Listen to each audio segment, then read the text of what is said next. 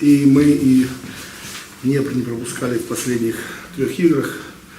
Достаточно организованная Днепр команда, поэтому знали, как она играет. В принципе, сегодня мы хороший матч провели. Думаю, заслуженно выиграли, не дали Днепру практически никаких моментов. Были у нас еще моменты забить, поэтому хороший был матч в нашем исполнении. Есть, конечно, и тоже какие-то проблемы, которые мы будем решать, но в целом, конечно, победа заслужена и достаточно уверенная. Соперника поздравляем с победой, и сами моменты, которые создавали, первый реализовывать надо, а второй момент 20 минут первого тайма хороших, достаточно хороших в плане организации игры, но когда начинается хаос и начинается вольность, оно приводит к тому, что возникают вот такие вот эпизоды. И получаем гол на 30-й минуте. С нашего аута, на котором мы были первыми на мяче, которым мы аут завладели мячом, потом угловой, не доигрываем, мы получаем первый эпизод. И второй, в общем-то, вопрос раздевалки, это вопросы концентрации, вопросы реакции. Вот так. Спасибо. Уважаемые коллеги, вопросы? Нет вопросов. Есть вопросы? Есть. Иван Сергеевич, скажите, пожалуйста, а почему не нашел сегодня место ни Козлову, ни Залесскому в составе их травмы?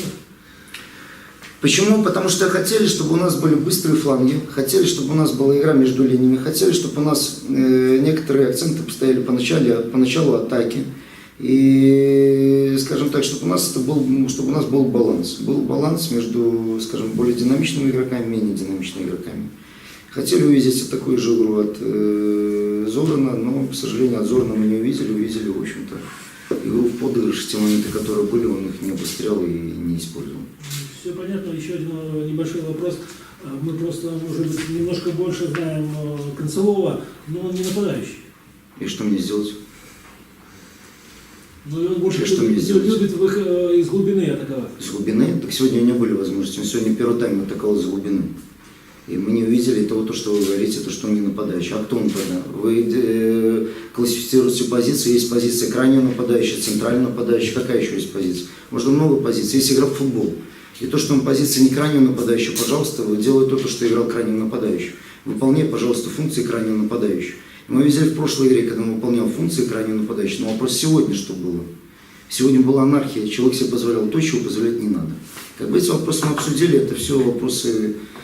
Это вопросы обычные, это вопросы нормальные с любым футболистом, с любым человеком, в общем-то. Так что больших проблем в этой ситуации я не вижу именно с Концевым, то, что вы говорите. Но есть Подстрелов, который, играя на его же позиции, предлагает более яркую игру, более динамичную, более разностороннюю. Вот и все.